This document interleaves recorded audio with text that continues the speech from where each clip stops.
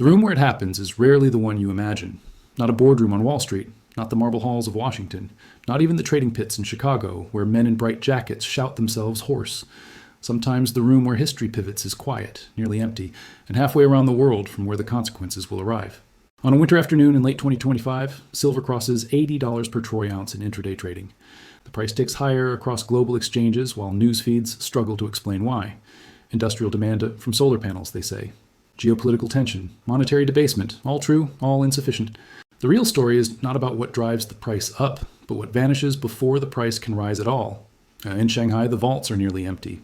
The stockpiles that once absorbed global volatility have drained to levels not seen in 10 years. And in London, traders watch deliverable silver evaporate from their exchanges, while premiums spike to levels that betray something more fundamental than speculation. They are watching, whether they recognize it yet or not, the early anatomy of a squeeze. What makes a squeeze possible is not the buying, it is what remains to be bought. When that number approaches zero, markets stop behaving like markets and begin behaving like traps. This is how it begins, not with announcements, not with headlines, but with inventory reports that show less and less, month after month, until the curve bends and someone realizes the game has changed. China is not accumulating silver anymore. For years, the country imported vast tonnages, feeding industrial appetites and investment strategies that seemed bottomless. But in October 2025, China exports over 660 tons of silver in a single month, the highest volume on record. The metal flows west toward London, toward delivery obligations that cannot be met any other way. Shanghai inventories on the futures exchange cite at 10-year lows. The Shanghai Gold Exchange reports volumes at 9-year lows. This is not a drawdown. This is a reversal. The photovoltaic industry consumes silver at accelerating rates. Solar panel production in China operates on seasonal rhythms, with the fourth quarter marking peak installation periods and the highest material demand. In 2025, that seasonal surge collides with structural supply deficits and an unexpected policy shift. Tax reforms eliminate rebates on certain gold transactions outside formal exchanges, and retail investors pivot abruptly towards silver as a substitute. The combined effect is a market where Chinese demand does not ease, but Chinese supply drains outward, compounding pressures already building across global distribution networks. There is a term traders use when near-term contracts trade at a premium to future delivery, backwardation. It signals that someone needs metal now, not later, and is willing to pay for immediacy. In Shanghai, backwardation appears in late 2025, a technical formation that reflects shortage rather than speculation. Physical premiums rise 15 to 20% above futures prices. This is not a bet on future value.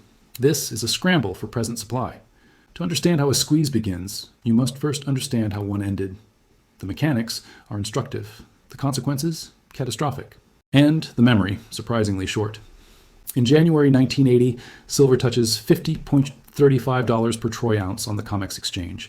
The London Fix on 18th January 1980 records $49.45. Adjusted for inflation, those figures translate to purchasing power near $190 in 2025 terms, a real high that has never since been matched. The price rise from September 1979 to January 1980 is nearly vertical, from under $9 per ounce to over $50 in less than 5 months. The chart does not show a market, it shows a distortion. Two men are responsible, Nelson Bunker Hunt and William Herbert Hunt, sons of a Texas oil tycoon named H.L. Hunt, begin purchasing silver in the early 1970s when the metal trades below $2 per ounce. The death of their father in 1974 releases a $5 billion fortune, and the brothers pour capital into silver with an intensity that reshapes global markets. They buy physical bullion. They buy futures contracts through brokers like Baccia Halsey Stewart Shields and Prudential-backed securities. They take delivery, pulling metal off the market and into private storage. By early 1979, silver has risen to $6 per ounce. By December 1979, it fluctuates between $20 and $25. By late 1979 and early 1980, the Hunt brothers control roughly 195 million ounces of silver, approximately 1/3 of the world's total supply. The brothers do not act alone. They form partnerships with wealthy investors from Saudi Arabia and other foreign entities, pooling resources to amplify their accumulation strategy. Their futures positions represent potential demand equivalent to 130% of total United States industrial consumption in 1979 and half of the entire world's silver production that year. This is not investment. This is cornering. For every buyer, there must be a seller. In futures markets, that seller is often someone who does not own the metal yet, someone betting the price will fall so they can buy later at a lower cost and deliver at the agreed price. These are the shorts. And as the Hunt brothers continue buying and taking delivery, the shorts find themselves trapped. Supply tightens, the price climbs. The shorts must either deliver metal they do not have or buy it at escalating prices to close their positions. This is the mechanism of a short squeeze. It is elegant in theory and brutal in execution. On 7th January 1980, the COMEX Exchange adopts Silver Rule 7, a regulatory intervention that places heavy restrictions on purchasing commodities on margin. Position limits are set at 3 million ounces per trader, with excess positions required to be unwound by February. The Chicago Board of Trade follows on 21st January 1980, halting all new silver futures contracts and allowing only the liquidation of existing positions. The message is clear. The game is over. But the price does not collapse immediately. It peaks on 21st January 1980, touching intraday highs near $52.50 depending on the source, before beginning a slide that accelerates through February and March. The Hunt brothers, who have borrowed heavily to finance their positions, face margin calls as the price declines. Margin calls demand additional cash to maintain leveraged positions. If the calls are not met, the positions are liquidated. The brothers borrow more to meet the calls. They cannot sell silver without triggering panic, which would destroy the very price that justifies their borrowing. They are locked in. By mid-March, futures contracts have fallen to the mid-$30 range. And on 27 March 1980, a day that will be remembered as Silver Thursday, the Hunt brothers miss a margin call of $100 million to Bosch. The market plunges. Silver collapses from over $21 per ounce to below $11 in 4 days. Panic spreads across commodities and equities. The financial system shudders. The Hunts lose more than $1 billion. Their attempt to corner the market ends in spectacular failure. In the years that follow, the Hunt brothers face congressional hearings, lawsuits from lenders, and a 1988 jury verdict awarding over $130 million in damages to a Peruvian mineral marketing company that suffered losses in the crash. The verdict finds that the brothers conspired deliberately to corner the silver market. The consequences ripple through regulatory frameworks, prompting enhanced surveillance by the Commodity Futures Trading Commission, stricter position limits, and higher margin requirements designed to prevent similar manipulations. The lesson seems clear. Cornering a market invites regulatory intervention. Leverage amplifies losses as easily as gains, and squeezes, when they break violently. Yet the lesson depends on who is doing the squeezing and why. There is a difference between a corner and a structural shortage. A corner is artificial, created by deliberate accumulation to manipulate price. A shortage is organic, born from supply constraints meeting unyielding demand. The Hunt brothers manufactured scarcity. China, in 2025, is exporting into scarcity. The Shanghai drawdown does not reflect speculative hoarding. It reflects industrial consumption that outpaces replenishment and policy shifts that redirect domestic capital flows. Chinese solar manufacturers require silver for photovoltaic cells. The fourth quarter installation cycle drives seasonal demand spikes. Tax reforms inadvertently push retail investors from gold into silver, adding unexpected pressure to a market already tight. And so the stockpiles that once buffered global supply now flow outward, feeding obligations in London and elsewhere that cannot be met domestically. The 660-ton export figure from October 2025 is not a one-month anomaly. It is a symptom of a deeper imbalance. When inventories fall to 10-year lows while exports surge to record highs, the market is not correcting. It is dislocating. And when that dislocation manifests in backwardated futures curves and sustained physical premiums, the technical characteristics indicate structural rather than temporary pressures. A squeeze does not require intent. It requires imbalance. It requires a moment when the metal that must be delivered is less than the metal that was promised. In 1980, the Hunt brothers created that imbalance deliberately, pulling supply off the market until the shorts had nowhere to turn. In 2025, the imbalance emerges from the intersection of industrial demand, inventory depletion, and cross-border flows that cannot be reversed quickly. The mechanism is different. The outcome may not be. Silver trades above $70 per ounce in late December 2025, having climbed over 140% compared to the same period in 2024. Intraday highs approach $80. The rally dwarfs previous nominal peaks from 2011, when silver reached the mid-$40 range during a broad precious metal surge driven by monetary stimulus. In nominal terms, 2025 sets new records. In inflation-adjusted terms, the 1980 peak still towers above, a reminder that price alone does not capture the full force of a market event. Yet, nominal prices matter when leverage is involved. Futures contracts settle at nominal values. Margin calls are calculated on nominal moves. A trader caught short at $60 who must cover at $80 does not care that the 1980 peak was higher in real terms. The loss is immediate and absolute. The London Metal Exchange, a hub for global silver trading and delivery, finds itself at the center of tightening liquidity. Chinese exports flow toward London because that is where the shortage is most acute. the 660 tons shipped in October 2025 represent a strategic response to delivery pressures that cannot be met from London's own inventories. This is not a market in equilibrium. This is a market in stress. And stress, when it builds in commodity markets, does not dissipate smoothly. It releases, sometimes through price spikes that attract new supply or curtail demand, sometimes through regulatory intervention, as happened in 1980 when exchanges imposed position limits and liquidation-only trading, sometimes through defaults when counterparties simply cannot fulfill obligations. The path depends on how quickly supply can respond, how much leverage is embedded in the system, and whether authorities choose to intervene before the breaking point. The question in late 2025 is not whether silver is expensive. The question is whether the tightness is sustainable or breaking. Physical premiums of 15 to 20% above futures indicate that someone, somewhere, cannot get the metal they need through normal channels. Backwardation in Shanghai suggests the same. Record exports from China confirm that domestic supply is being mobilized to relieve external pressures. This is how squeezes begin, not with a single actor hoarding supply, but with a confluence of factors that drain available inventory faster than it can be replaced. Industrial demand from solar energy expands structurally, not cyclically, meaning the consumption is permanent. Policy shifts in China redirect capital flows in ways that amplify rather than dampen demand.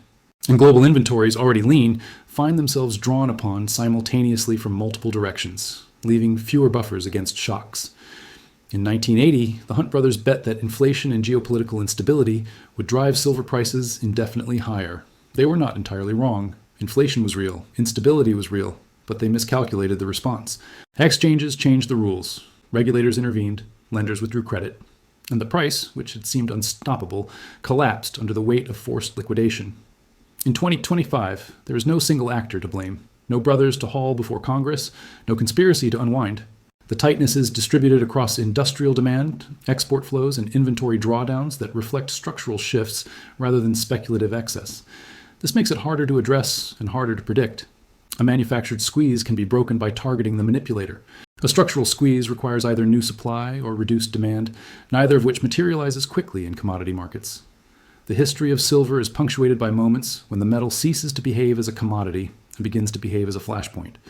In the 16th century, Spanish silver from the New World flooded Europe and financed empires. In the 19th century, debates over silver coinage and bimetallism shaped American politics and global monetary systems. In 1980, two men briefly held a third of the world as supply and nearly brought down the financial system when their bet collapsed. Each episode is distinct. Each involves some combination of scarcity, speculation, and systemic fragility. December 2025 may be another such moment. The price alone suggests something significant is unfolding.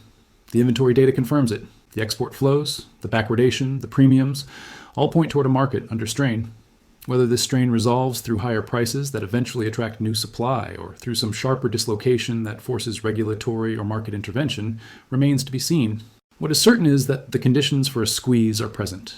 Tightness in physical markets, drawdowns in key inventories, record flows attempting to bridge regional shortages, and a price that has risen steeply enough to suggest that the market is not merely adjusting, but repricing around a new reality.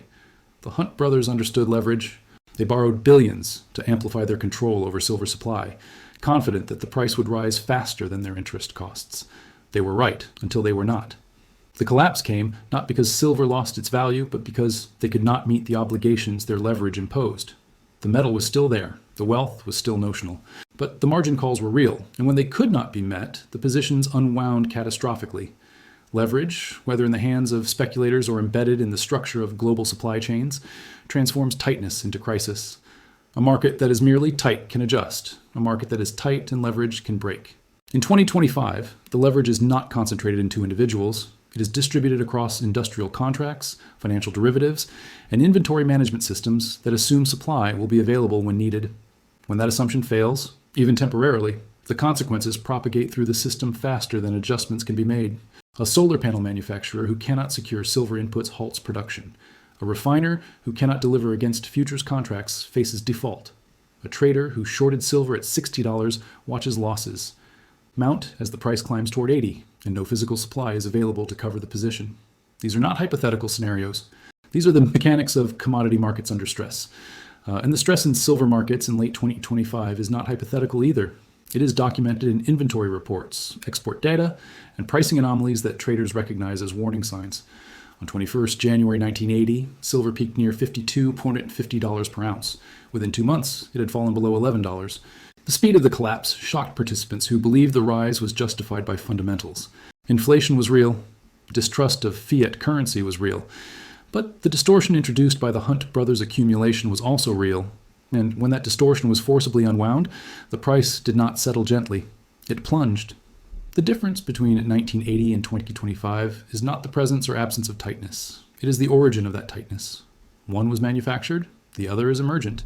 One was vulnerable to regulatory intervention because it depended on the actions of identifiable actors. The other is resistant to simple solutions because it arises from structural imbalances across industrial demand, regional supply shifts, and policy changes that are not easily reversed. This does not mean that 2025 tightness cannot break. It means the break, if it comes, will not come from shutting down a corner.